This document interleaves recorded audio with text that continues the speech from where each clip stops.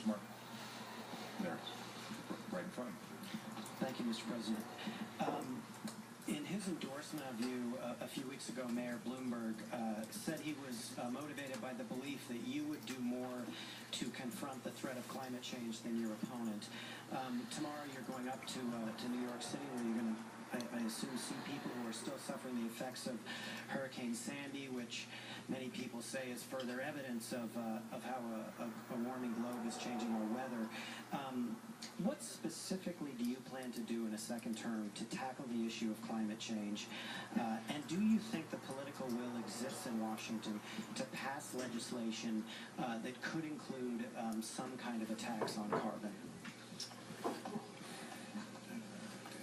You know, as you know, Mark, we can't attribute any particular weather event to climate change.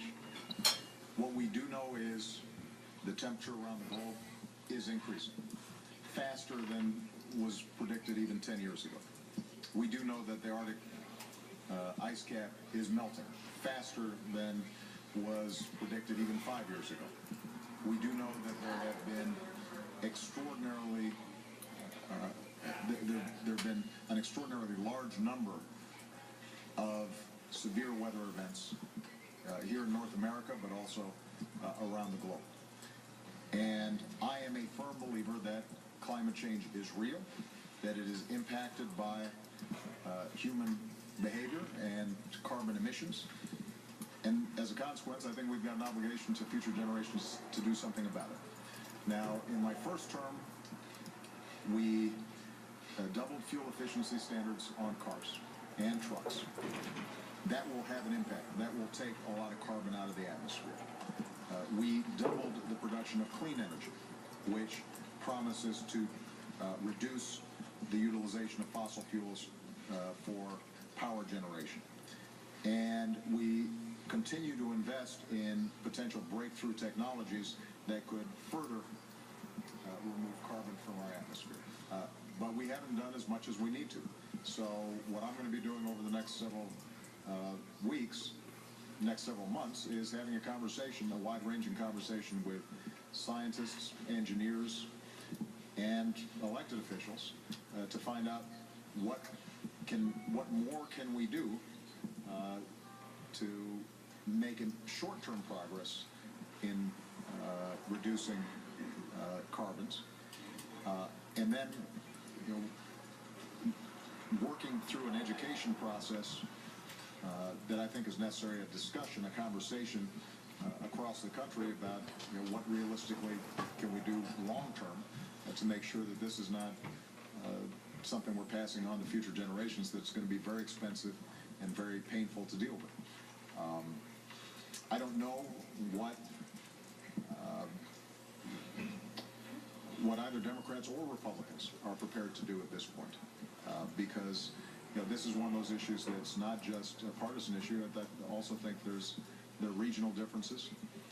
There's no doubt that for us to take on climate change in a serious way would involve making some tough political choices. And, you know, understandably, I think the American people right now have been so focused and will continue to be focused on our economy and jobs and growth that, you know, if the message is somehow we're going to ignore jobs and growth simply to address climate change, I don't think anybody's going to go for that. I won't go for that.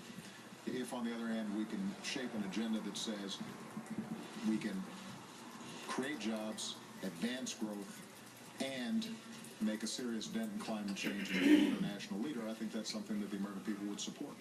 So, you know, you can expect that you'll hear more from me in the coming months and years about how we can shape an agenda that garners bipartisan support and helps moves this agenda forward.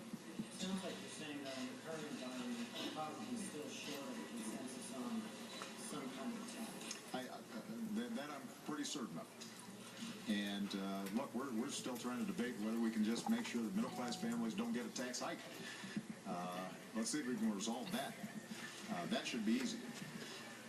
This one's hard, but it's important because, you know, one of the things that we don't always factor in are the costs involved in these natural disasters.